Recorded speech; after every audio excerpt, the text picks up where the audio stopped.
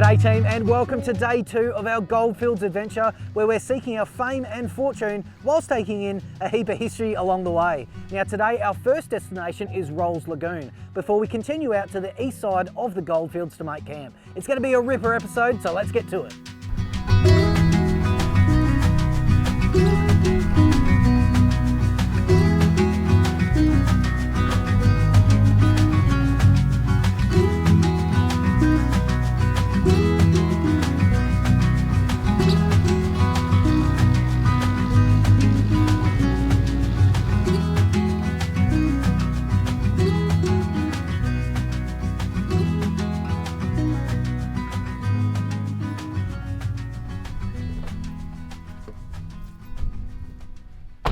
Righto Jeff, so here we are at Rowles Lagoon, and I tell you what mate, I probably should have bought the kayak because she looks pretty full. I know the tide's out at the moment, but it doesn't matter.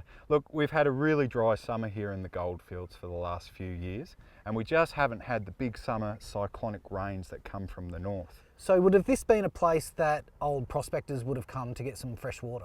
I would have thought so back in the day, Tony, because this is the largest claypan in the Goldfields. And as we've been talking about off camera, there's really not many fresh water sources out here in the Goldfields, because beneath the ground here, the groundwater is actually hypersaline, 9 times saltier than seawater. Well, you wouldn't be drinking that when you're out in the bush, that's for sure. It'd make you pretty crook pretty quick. So Jeff, where are we off to from here? Well, if we were a prospector back in the day and we'd found our golden cannonelling, we've then moved north, we've found our water here at Rowles Lagoon, but we need to get that gold processed. So we're going to head off to the remains of a stamping battery. Now, one thing we've definitely found is pretty much every fly in Western Australia, so it's time for the team to get back in the rigs and on to our next destination, mate. Let's go.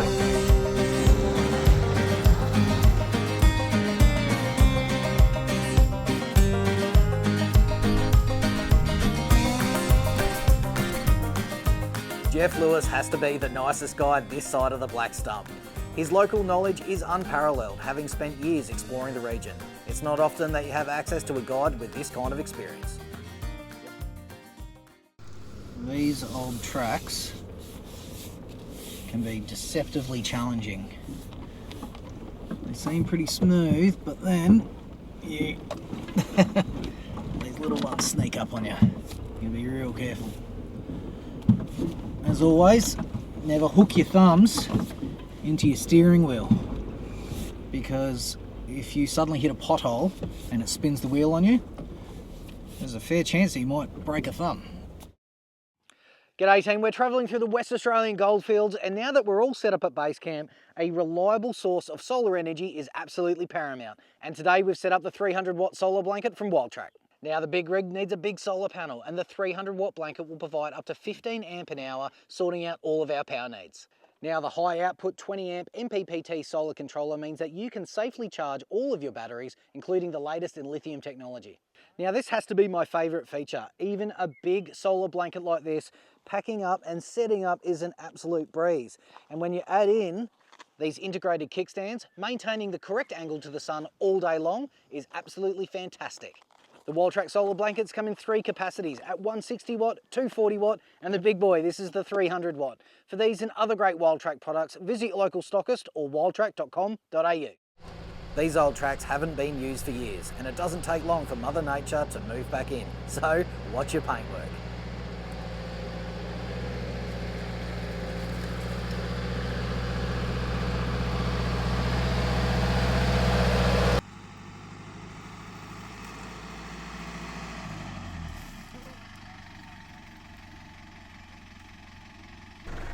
Okay, let's go. Looks like a storm's been through here, Tony. Yeah, mate. That's must be one of those self-pruning trees. I think you're right, mate. I'm going to zip through to the other side, buddy. Yeah, good idea. I'll get over there too, and we'll just roll it into the bushes over there. Sounds good. Just goes to show how little this track actually gets used, mate. Yeah, well, I'm probably the last person who came through here, and that was 2 years ago. So. All right, ready? Yep. Whoops, stop there.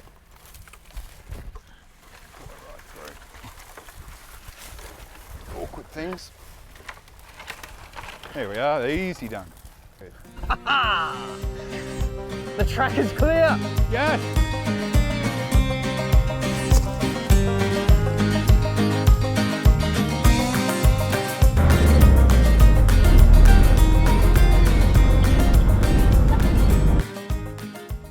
Well, Tony, I wanted to stop here and show you this, the remnants of a stamping battery near Mulline. Now, for those at home that don't know, what's a stamping battery and what's the process of getting the gold? Sure. Well, a stamping battery would have been critical back in the day, back in those early days of the prospectors coming out here.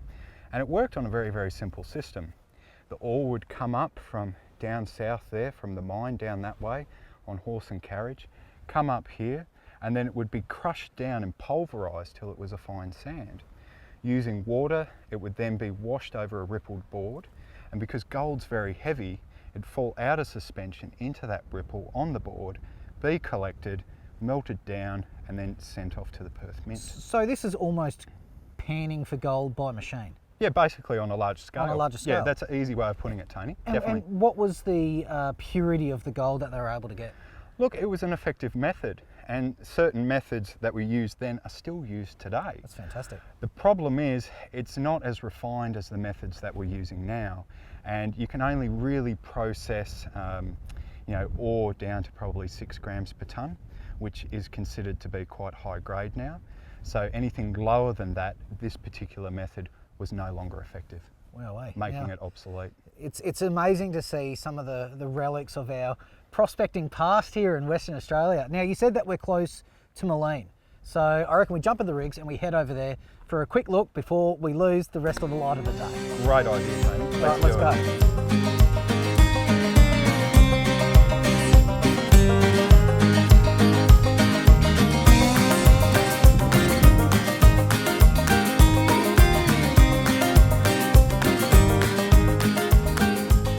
Okay, Geoff, here we are at the final stop of today. Yeah, we're here at the historical town of Mulline, and as you can see, there's a lot here, Tony. Mate, this looks very similar to another town that we passed through the last time I was in the Goldfields called Siberia. Oh, is that right? Well, it is so indicative of so many of the towns out here in the Goldfields. As we've talked about, they really didn't last that long. But imagine getting that promising letter from a relative or a friend all the way over in England, all the way over in Victoria, telling you that you could come out here and make your fame and make your fortune. Now, you'd come out here and you'd find there's nothing here. Well, where's the town? Well, I think it would be the end of your prospecting days, and it's the end for us today.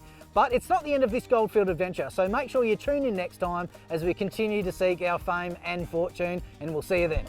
What another fantastic adventure. A huge thank you to Geoff Lewis from Seriously Series TV. We'll catch you next time, but don't forget to subscribe to the Wildtrack YouTube channel to catch us on our next expedition.